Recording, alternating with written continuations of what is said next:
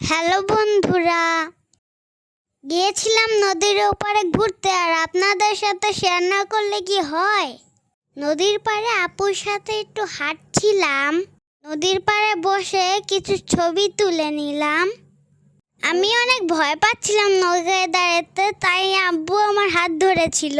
শীতলক্ষা নদী পার করে von von করে চলে যাচ্ছি ব্রহ্মপুত্র নদীতে ঘুরতে। এখানে আমি ছবি তোলার জন্য নায়িকাদের মতন পোজ দিচ্ছিলাম। নৌকায় উঠে আর এত সুন্দর পানি দেখে আমার অনেক বেশি ভালো লাগছিল।